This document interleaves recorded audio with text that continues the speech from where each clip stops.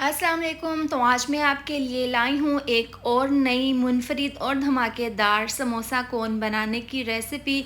और ये बहुत ही ज़्यादा क्रिस्पी और क्रंची बनती है और इसकी जो अंदर की फीलिंग है ना, उसको भी हम बहुत ही चटपटा और करारा सा बनाकर तैयार करेंगे।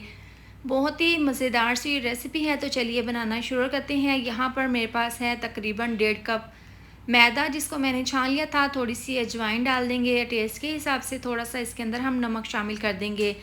अब 1 चम्मच इसके अंदर डाल देंगे घी, आप ऑयल भी डाल सकते हैं।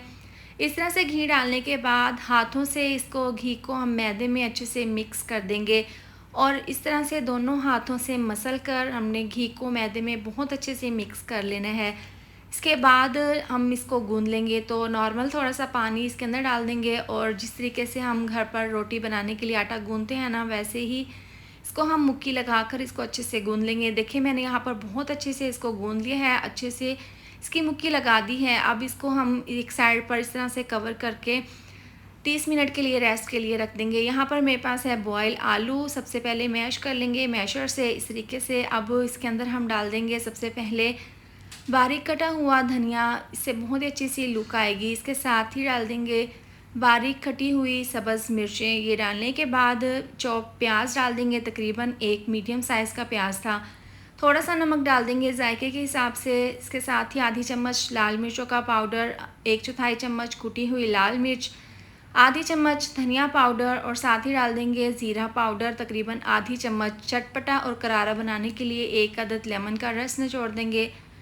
तमाम चीज़ों को हम यहाँ पर अच्छे से मिक्स कर लेंगे। ज़बरदस्ती चटपटी समोसा कोन के लिए हमारी ये फिलिंग तैयार है। देखिए अच्छे से हमने इसको मिक्स कर लिया है। अब इसको हम साइड पर कवर करके 10 मिनट के लिए रेस्ट के लिए रख देंगे। अब यहाँ पर जो आटा मैंने गूंद कर रखा था ना, इसके देखिए मैंने 4 पेड़े एक साइज़ के बना लिए हैं, मीडियम साइज़ के ये पेड़े हैं। तमाम पेड़ों को हम ढाँप कर साइड पर रख देंगे और एक पेड़े को इस तरह से काउंटर पर रख कर इसकी हम एक बड़ी सी पतली सी रोटी बेल लेंगे। आपने बिल्कुल पतली सी रोटी इसकी बेल लेनी है इस तरीके से।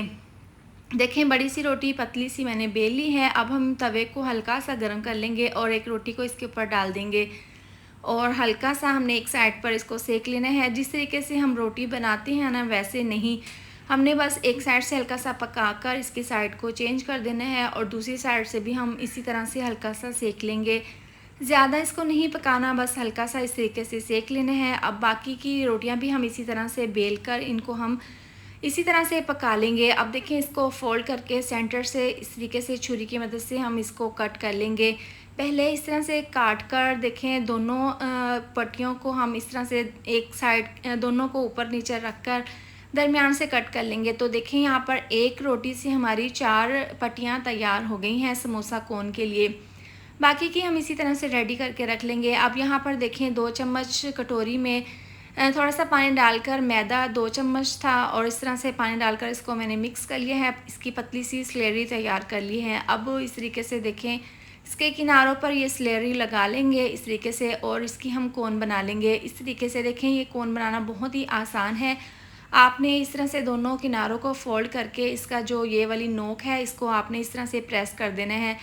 बहुत ही आसानी के साथ ये कोन बनकर तैयार हो जाएगी। इस तरीके से बहुत ही आसान सा ये तरीका है। तो देखें ये स्लेरी लगाने की वजह से बहुत ही आसानी से ये इसकी जो ये साइडें हैं ये अच्छे से चिपक जाएंगी। इस तरीके से देखें एक कोन हमने रेडी कर ली है। इसके बाद जो हमने ज़बरदस्ती फिलिंग बना कर रखी थी ना, वो इस तरीके से तकरीबन 2 से 3 चम्मच भरकर इसके अंदर हम फिल कर देंगे। इस तरीके से देखें एक ज़बरदस्ती हमारी कोन तैयार हो गई है।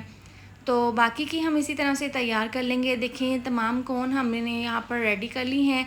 अब हम क्या करेंगे, यहाँ पर जो स्लेरी बची हुई थी ना, उसके अंदर कोन को इस तरीके से डिप कर देंगे। हल्का सा हमने इसको डिप करना है। इसके बाद इसके ऊपर हम ब्रेड क्रम्स लगा लेंगे। तो आपने इस तरह से बाकी की तमाम कोन रेडी करके रख लेनी है। इसके बाद हम देखें ऑयल हमने यहाँ पर गर्म कर लिया था और मीडियम टू लो आंच पर ये 2 से 3 कोन इसके अंदर डालकर इसको फ्राई कर लेंगे।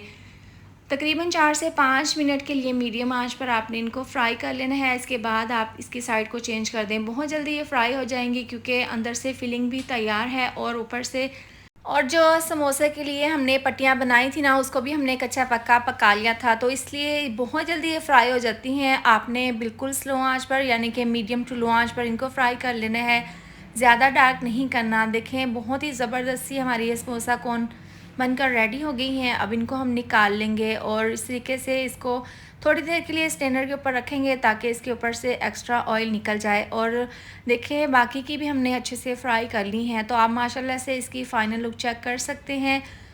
बहुत ही ज़्यादा ये क्रिस्पी और क्रंची बनकर तैयार हुई हैं और देखने में भी देखें बहुत ही ज़्यादा खूबसूरत लग रही हैं। तो आप ये समोसा कोन की रेसिपी ज़रूर ट्राई करें, आपके बच्चे खुश हो जाएंगे। इसकी लुक भी बहुत ही ज़बरदस्त है और इसका टेस्ट भी। उम्मीद करती हूँ आपको मेरी रेसिपी अच्छी लगी होगी। वीडियो अच्छी लगे तो लाइक और शेयर कर दें, चैनल पर न्यू है तो चैनल को सब्सक्राइब कर दें।